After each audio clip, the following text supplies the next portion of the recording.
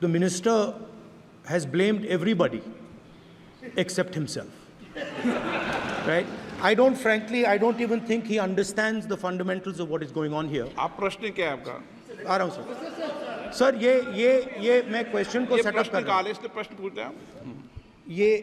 The issue is that there are millions of students in this country who are extremely concerned at what is going on and who are convinced that the Indian examination system is a fraud. That is what is at stake here. Millions of people believe that if you are rich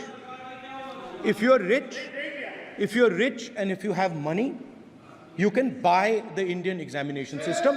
And by the way, and this is the same feeling that the people in the opposition have. And that is why we are asking some very simple questions to Honorable Minister. Number one, as this is a systemic issue, what exactly are you doing to fix this issue at a systemic level? Yes. That's the first question. Okay. Question में चल रहा है अभी। Please. अब मैं मंत्री जी मैं एक बार बोल दूं इस बात पे। चलो मंत्री जी आप शॉर्ट में जवाब दो, फिर मैं बोल ही देता हूं आज। आप शॉर्ट में जवाब देना। अध्यक्ष महोदय, मेरे जो शिक्षा है, मेरे जो संस्कार है, मेरे जो सामाजिक जीवन है, मेरे को मेरे राज्य की, मेरे सूबे की जनता की स्वीकृति मिली है। मैं किसी की, मेरे बौद्धिक और मेरे संस्कार की सर्टिफिकेट मेरे को सारी सदन में किसी से नहीं चाहिए। देश की प्रजातंत्र में चुन के मेरे नेता प्रधानमंत्री मोदी जी को प्रधानमंत्री की भूमिका दिया है। मैं उनकी निर्णय से यहाँ उत्तर दे रहा हूँ सदन को। बाकी ये कहना चिल्लाने से सच झूठ नहीं हो जाएगा साहब।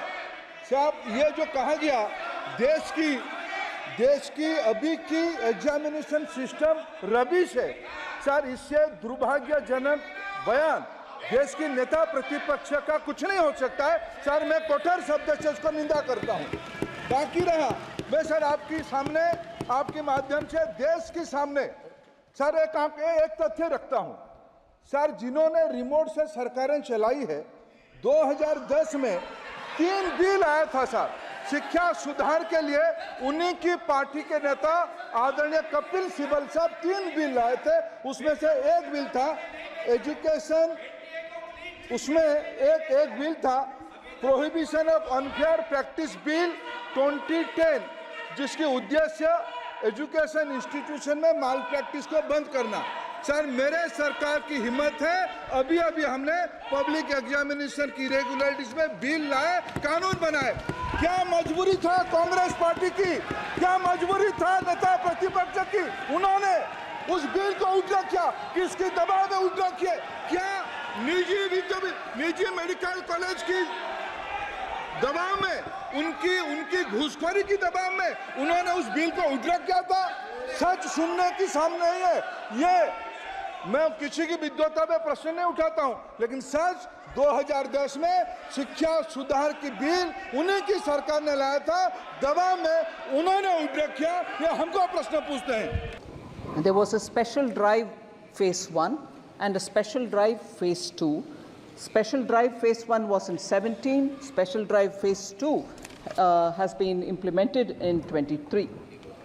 Till July of 24, that is this month, 15th, 6,294 applications for withdrawal have been filed before the various courts. Now, specifically on ease of doing business, a lot of steps have been taken, nearly 11 steps which have been given in the written reply. So, nearly 11 steps have been taken which were mentioned worthy, which are being specifically said in the reply. But most importantly, decriminalization of 63 major offences. एक minute माननीय सदस्य, बैठे बैठे प्रश्नकाल में नहीं बोला जाता है, टिप्पणी नहीं की जाती, ठीक है ना माननीय मंत्री जी? So 63 offences have been decriminalized, and as a result of which companies today are able to carry on their functions without the worry of compliance. There was a central processing center which has been set up so that specified non-STP e-reforms can also be, e-forms related questions can also be taken up. So the most important part of this is zero fee for incorporation has been brought in for companies with authorized capital of up to 15 lakhs, meaning small companies which have small capitals with which they start their business, there is no fee charged. These are as a matter of ease of doing business, other than simultaneously acting on reducing the pendency in the courts. Therefore, this question which relates to ease of doing business and also reduction of pendency has both sides on which the minister is trying to answer. So the most important question which Sri Jagadambika Pal raised about the SEBI, sir, I want to underline the fact that the reforms which have been brought by the SEBI, particularly in timelines which have been given for settlement of claims, is a remarkable step taken forward, and our markets have also been, and companies have also benefited from it. In fact, we are far ahead of the very many other countries where companies law, similar companies law operate. They are still not able to settle claims within even T+6, T+5 or T+4. We have even come to T+1, which is effectively being run today. So SEBI-related reforms also are coming up with ease of doing business and treating both the all stakeholders with great comfort. So this question is a very large, this question pertains to a large area of reforms in companies' matters, both related to pendency reduction and ease of doing business. So the question that, that was getting answered by our new MOS was actually a larger context on which the written answer is far more comprehensive than what the minister has tried to start answering with. But new ministers will take a bit of while, but for us to listen to them, all of us, I would request all of us to kindly accommodate their attempt to answer. Shri Shashi Tharoor ji. Mr. Speaker, the Honourable Minister has given us a kind of laundry list of initiatives, but she's overlooked a very crucial issue, sir, which is that 67% of the pending litigation cases relating to insolvency have exceeded the 270-day time frame, precisely because there has been no attention paid to the staffing levels of the NCLAT, sir.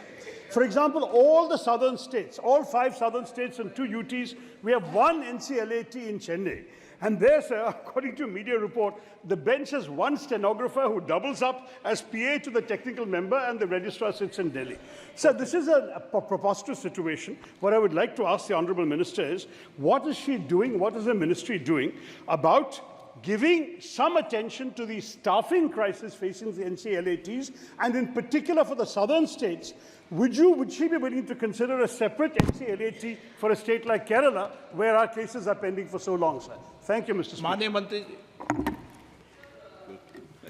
Sounds very interesting to say I've given a laundry list, but we have done so many reforms. So we need to list it all.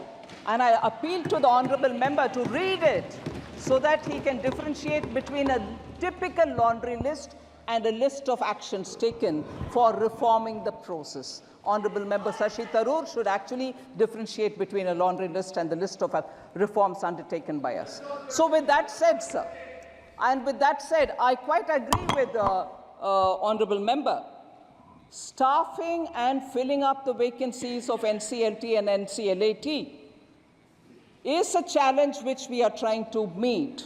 We are certainly conducting periodically interviews and also advertising for positions and working with the Supreme Court so that we get the right members to appoint them in the various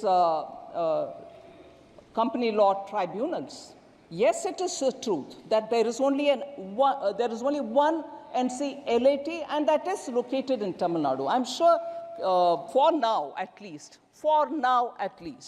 the southern states would find that it is not located in the north and it is in Chennai, and therefore for now at least NCLAT in Chennai would serve the purpose. However, I do appreciate that we need to have greater number of appellate tribunals, but this is not something which I can just do. Oh, sir, my mic is off. So it's not only the opposition members' mics which are getting off, even mine is off, if that satisfies you. Sir, but my answer is not complete. NCLT, both NCLT and NCLAT appointments are being taken up seriously by all of us. We are trying to fill it speedily. Let me assure the member that filling up these positions are happening with greater sense of urgency.